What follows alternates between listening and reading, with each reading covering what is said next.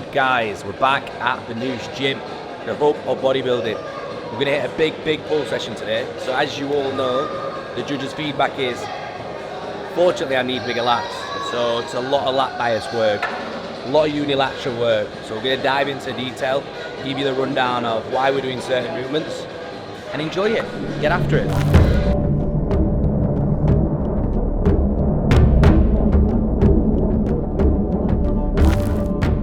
So, up first, we've got a single arm underhand pull down. So the main aim of the game is to get the elbow in and around the spine. And the emphasis here, remember, for me is, I need bigger lats, so this is going to give me bigger lats. So we're starting with a lot of unilateral lat work, and the reason for that is because the stimulus and the mind to muscle connection is a lot better. Rather than doing dual, where you're going to use a little bit more momentum and take that mind to muscle connection away a little bit. So we're being smart. When you're at this level now, trying to get to the top level, your programming has to be so specific. So always consider that. But we're going to get into it now. 2 sets, 8 to 12.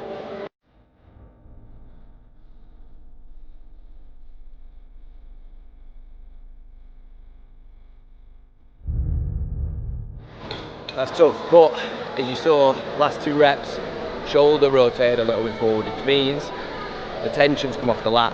So the range of motion is literally pinning the shoulder down, keeping the chest elevated to keep that rib cage up, so you can breathe and you can brace, and then it's that movement. And then you start to come here, the shoulder opens up, tension's off your lat, so stay fixed.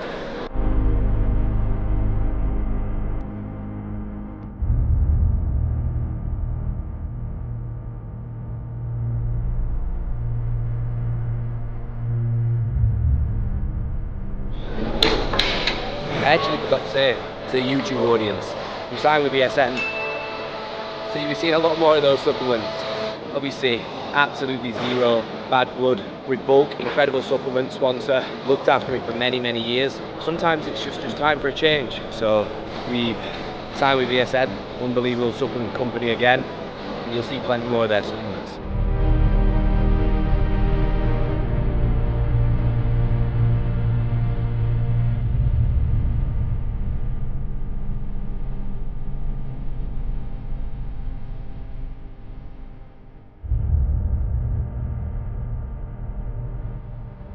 Exercise 1, done. 2 straight sets. I increase the weight a little bit on the second set. Well, it's a new rotation, so I'm just finding my feet a little bit. But a great movement to start with. It's now there's so much blood in the lats. We're ready for another unilateral row. So hard workout. The heat's quite nice here in Dubai. So not as nice and cold in the UK for the UK audience. Compound Nitro Row. Favorite movement for back. 2 sets, 12 to 15. Now the emphasis here, you see a lot of people sit in the machine and they sit upright. You want to fix your torso and your lat to the position that you're rowing with. So offset yourself slightly. So what I prefer to do is actually put this foot off the pad, utilize this arm as a lever to keep yourself fixed. If we're going to be rowing with the right lat, offset yourself slightly and contract. That way, the range of motion is set, as well as the line of force. So you're rowing it perfectly in line with your lat. So the tension is on from the start, right way to the finish. Unless you start letting your shoulder rock forward. See so many people with a movement like this. Keep your shoulders locked and pinned. We're targeting the lat here. We're trying to get a pump on his medial delts or his front delts or his biceps or forearms. I need bigger lats. So that's what I do. Yeah, what music's fucking shit you get? So bad. What music did you have on? It depends. On a pull day, my playlist changes quite a lot, but at the minute on Spotify, Bugsy Malone. Quite intense. They're quite aggressive, should we say. So you can see how serious I am about this.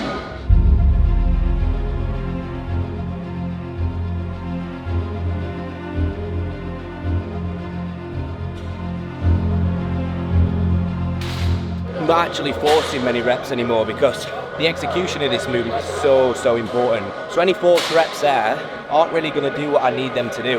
They're just going to include muscles that I don't need them to include.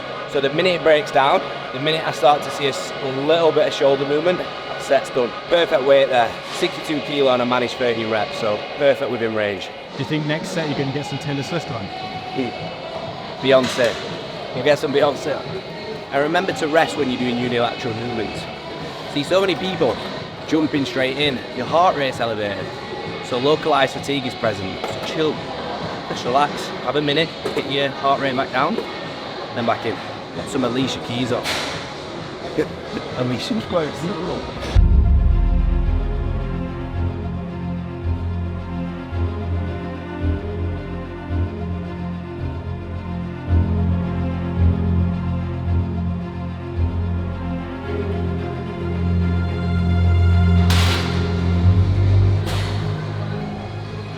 Peached iced tea, EAAs. I've never been an iced tea guy either. It's quite nice.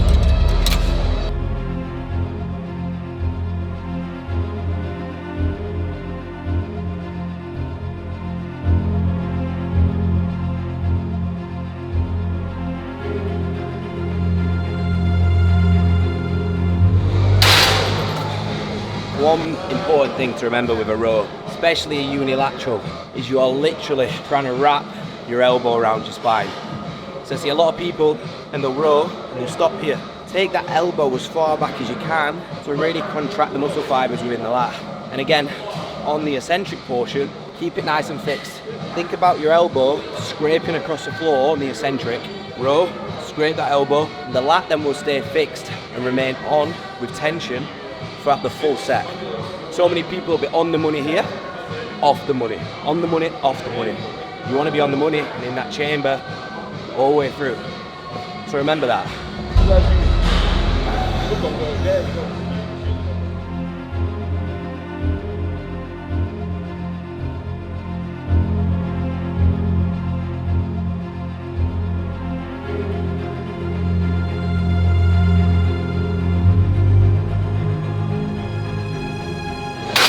Now, next exercise, unilateral seated D handle pull down. I'm going to use a gym shot variation, and the reason for this is because a lot of people will use the cables, that's great, superb, at the start of a session. Likewise with the machine that I'm about to use in a second, at the start of the session.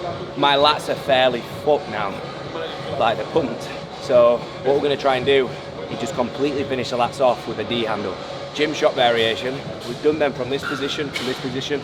Now we're just going to tax them from this position again. And then we move up to upper portion of the back. So that way, look at the volume comparison, the lats in comparison to the upper back. The judges say nothing, absolutely nothing about my upper back. It was the best on stage, the details in the rears, the upper extremities, it was by far the best back on that stage from the upper. The lats, I may as well have walked off stage. And now it's about building that density. And you'll see, in pull one, we pull from the floor. But today is very specific. It's about lat, lat, lat, lat, lat. So that's what we're doing. So already we've accumulated 4 sets, just about to go and get another 3 sets. So a lot of volume in order to meet the demands and the needs that the judges want. So next, 3 sets in here, unilateral again. And the focus here is, again, driving down into your hip. So a lot of people will just pull and yank. Stop that, stop yanking. Think of pull day like a drag day.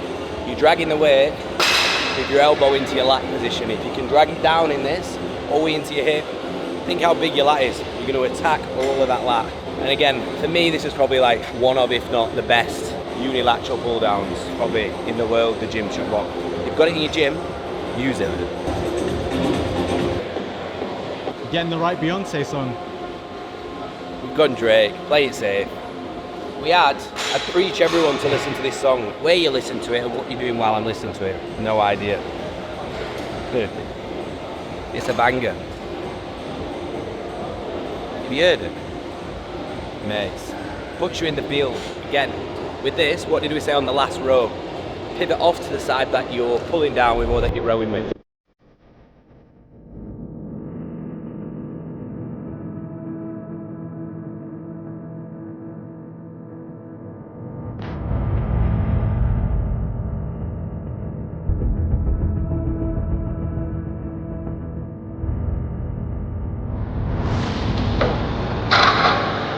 Also, keep your chest up. You notice there, chest was up for a while. Why? What do you do on any exercise? Good posture. So just because you're seated, don't lose your ability to keep the good posture. Also, breathing and bracing. so important. The minute your rib cage is crushed, you're not going to breathe and brace properly. So you're not going to take your muscle to mechanical failure, you're just going to run out of breath. Run out of breath like me, and take your muscle to mechanical failure.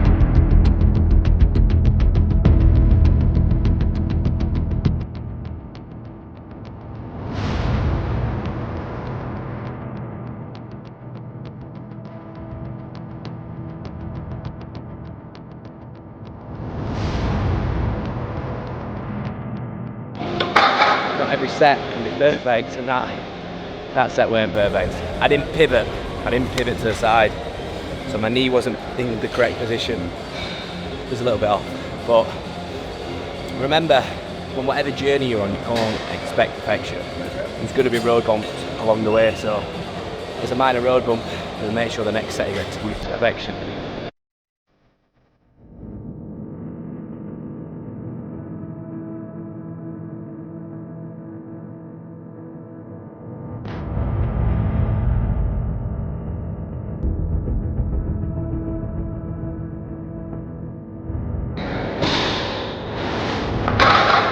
I actually know what questions come in here. I can already forecast what's going to come in the comments, and it's, where's your wrist straps? And the truth is, I've not wore wrist straps for years. Now, certain movements where I'll use them, deadlifts, RDLs, because I'm going to lose the grip of the bar. But for me, I like to be in full control of the load with a lot of my unilateral work. And I feel the minute you put a wrist strap around it, you're giving a little bit of tension away. For me, I want every bit of it. So yeah, you might be able to lift a little bit heavier weight. You might be able to squeeze 1 or 2 additional reps, but does that suffice to more muscle, more tissue? I'd argue not. So again, each to their own. Wrist straps can lock you in very well. They can allow you to control the weight and not lose your grip. But on any machine that I can maintain superb grip on, i.e. these handles here, which are perfect, you don't slip in any way, shape or form, I'm not using them. Any machine I think I'll lose grip on, I might sneak them in. I'm not reliant on them. Do not become reliant on them. He's reliant on them. It's been proper slacking on. Didn't even realise.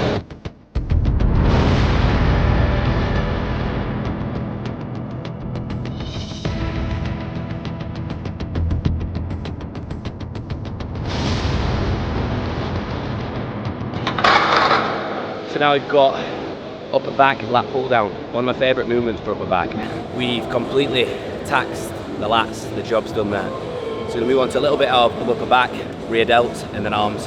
And again, with men's physique, not huge arms, we're in proportion.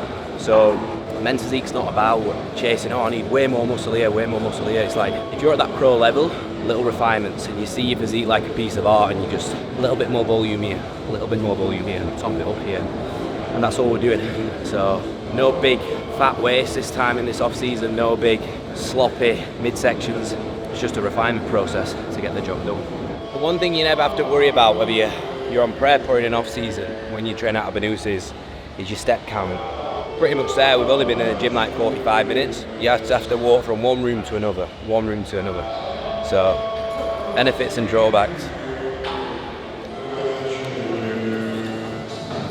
So the difference between this and a lat pull down is the positioning in terms of where you're pulling from. The positioning in terms of where you sat. So within a standard lat pull down, you sit upright, slight pivot in your chest and a slight arch in your back. Whereas in this position, you'll see exactly how I execute why it's targeting my upper back. Rather than rowing down into your lats, or pulling, should I say, into your lats, you're almost pulling in this position to hit all upper portion of the back.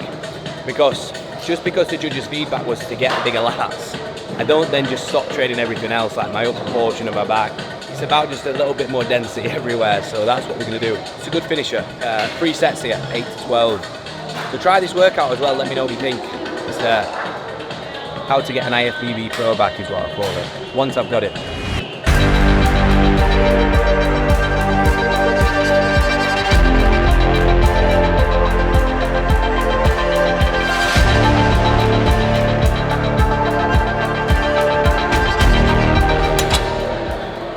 If you're ever in Banus gym, chuck a little bit of weight on that and try this machine, because that just sets your upper back on fire.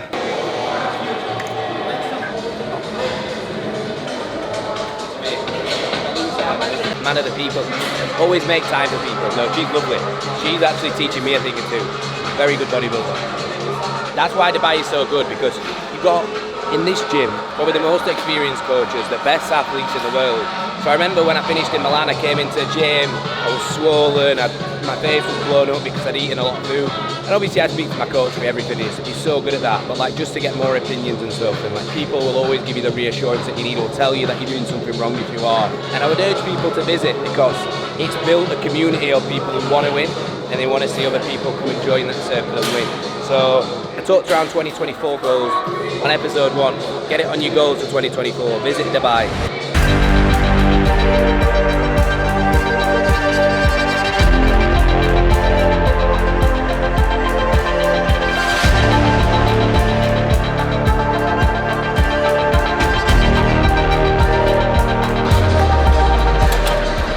Rear delts left with the bicep movements.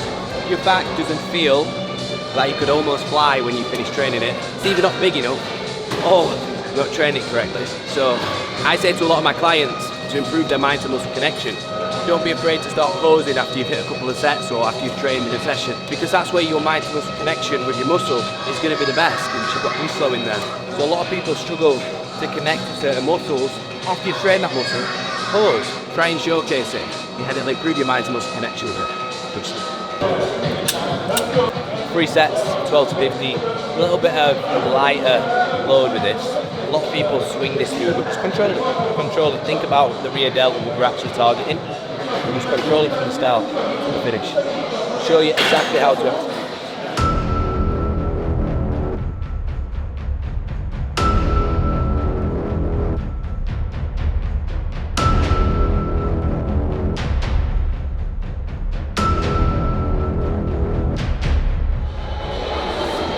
What I see with this is a big change in movement. So like people will really not control the negative, and then it's a big aggressive smash on the concentric. And again, it refers to that point of drag day. If you actually just think about slowly dragging that, it's going to hit all your rear delts. So many people just hit the traps with this movement. I wonder why there's such small rear delts and massive traps.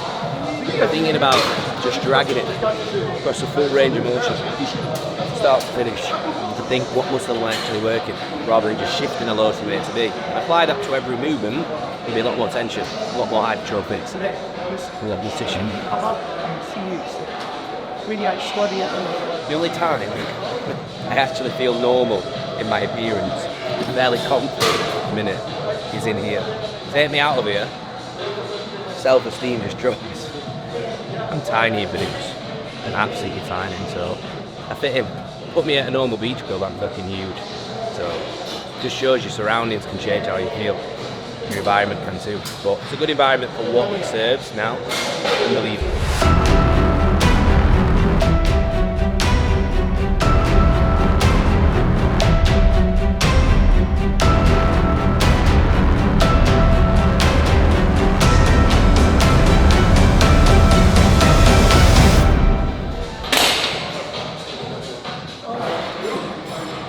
Walk to the other side of the gym again. Third time.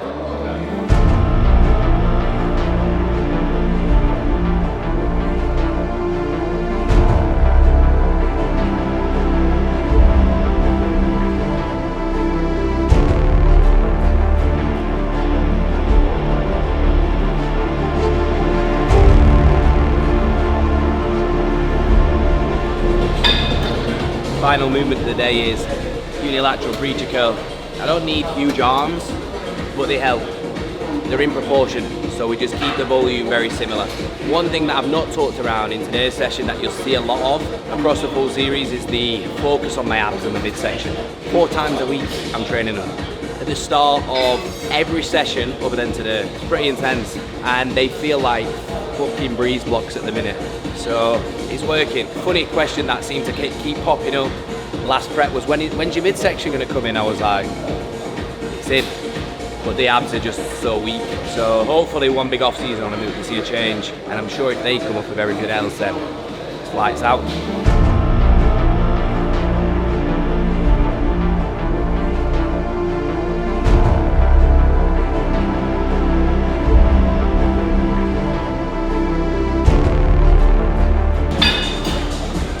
So the focus See you now. Gotta be smart with a preacher curl.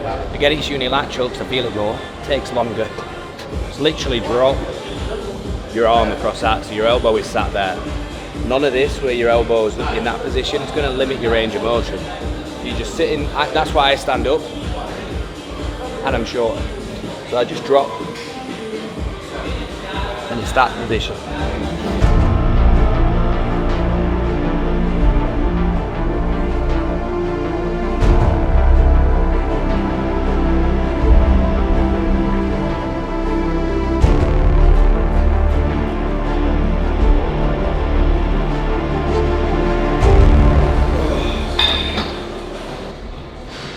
That's it, guys. Post-workout shake. Sit here and pretend that I'm hungry when I'm certainly not. To that stage of the off-season now where food is just purpose. It's not pleasure in any way, shape or form, and neither are the off-plan meals. A very specific split there, as you can see. Bringing the lower lats up, and I'm just going to rinse these sessions while I've got the energy, while I've got the food in me, because before you all know it, shit's going to get real.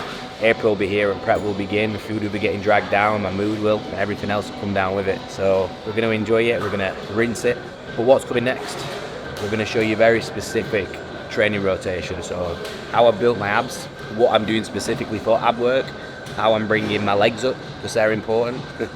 They're not at all. So they only get trained once every 10 days, so you might not actually see that. But how we're bringing the upper shelf up, the arms, the delts, everything. But next we bring food, because I know you all love watching me suffer when I'm not hungry and eating food in the off season.